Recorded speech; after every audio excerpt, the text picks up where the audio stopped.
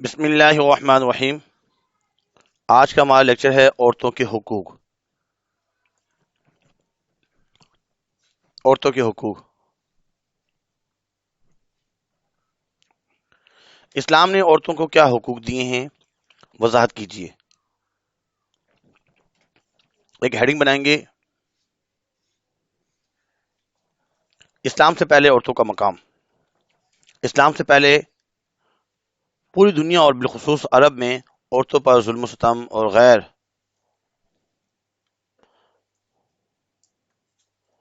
منصفانہ رویہ اختیار کیا جاتا تھا۔ انہیں ذہنی، جسمانی اور معاشرتی اذیت میں رکھا جاتا تھا، یہاں تک کہ بیٹیوں کو زندہ دفن کر دیا جاتا تھا، جس کا ذکر قرآن مجید میں اس طرح آیا ہے۔ ترجمہ: اور جب ان میں سے کسی کو بیٹی کے پیدا ہونے کی خبر ملتی ہے تو اس کا منہ غم کے سبب کالا پڑ جاتا ہے، وہ اندر ہی اندر گھٹنے لگتا ہے۔ اس دور میں عورت اور بیٹی کے کسی بھی حق کو تسلیم کرنا تو دور کی بات، انہیں زندگی کے حق سے بھی محروم رکھا جاتا تھا۔ اللہ رب العزت نے زمین والوں پر احسان کرتے ہوئے حضرت محمد رسول اللہ صلی اللہ علیہ وسلم کو رحمت للعالمین بنا کر بھیجا۔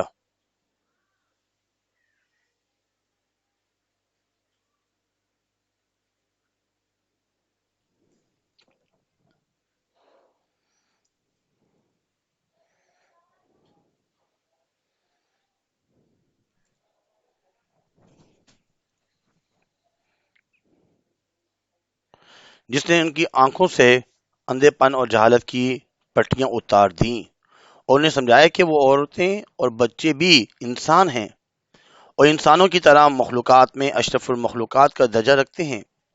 یہ ماں، بیٹی، بہن اور خاتون خانہ کی حیثیت سے آپ کی عزت و تکریم کی وجہ ہیں۔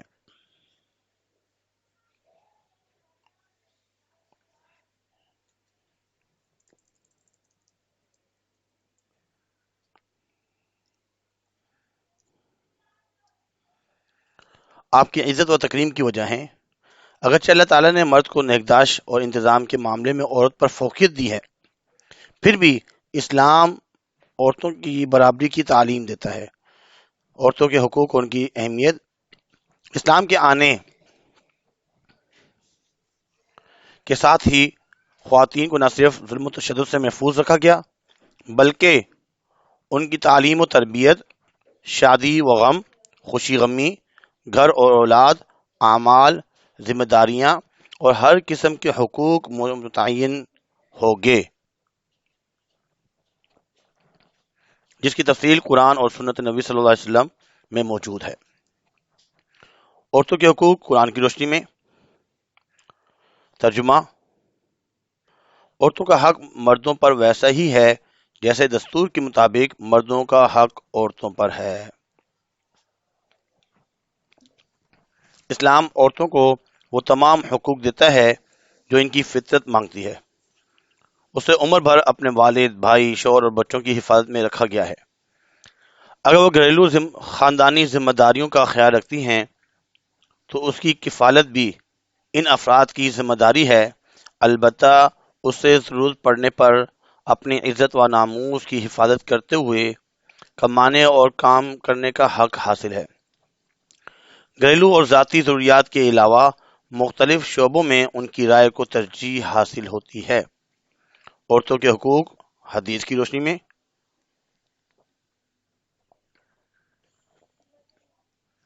چنانچہ آپ صلی اللہ علیہ وسلم نے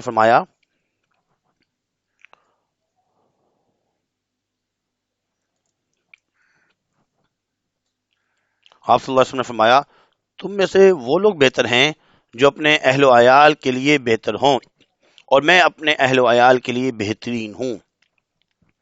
مرد ہو یا عورت، اس کو زبان، ہاتھ یا کسی بھی طرح سے ذہنی، جسمانی یا معاشرتی اذیتیں پہنچانا سخت گناہ ہے۔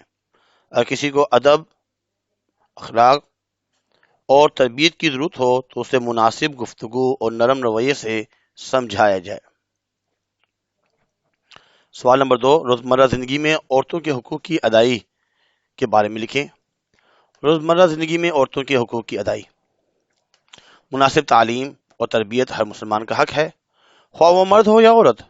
ذاتی زندگی کے بہتر معیار اور اور بچوں کی دیکھ بھال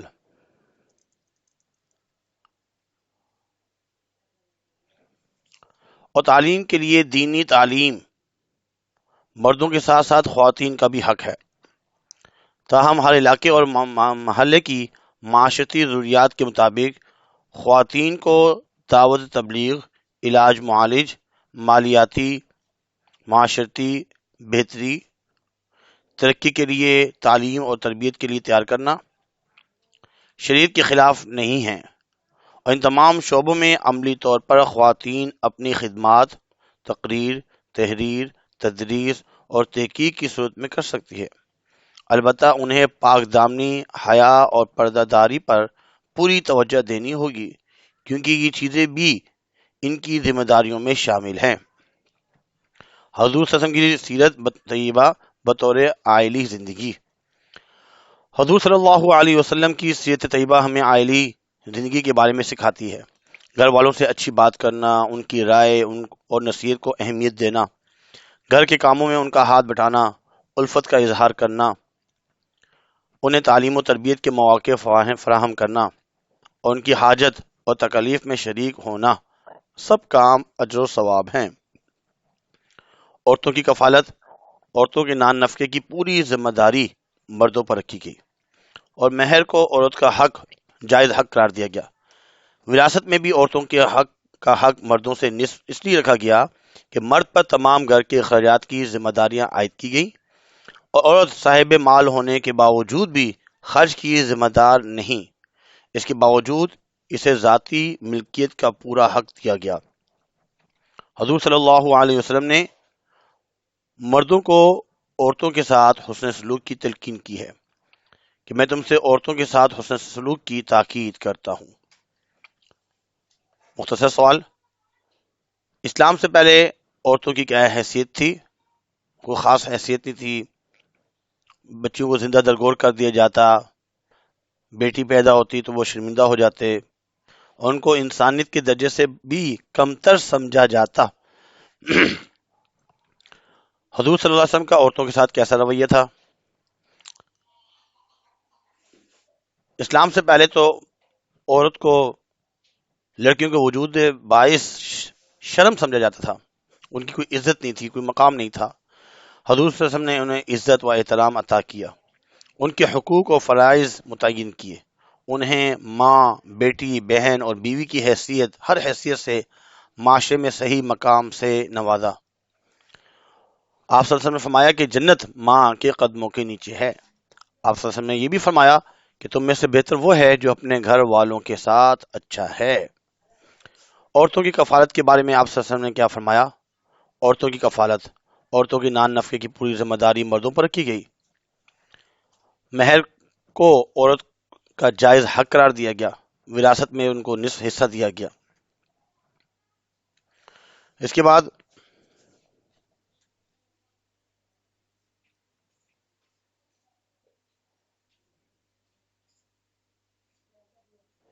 MCQs۔ حدیث کے مطابق تم میں سے بہتر وہ ہے جو گھر والوں کے لیے بہتر ہو، جو اپنے گھر والوں کے لیے سب سے بہتر ہے وہ سب سے بہتر ہے۔ دور جہالت میں بیٹیوں کو زندہ دفن کیا جاتا تھا، زندہ دفن کیا جاتا تھا۔ عورتوں کی کفالت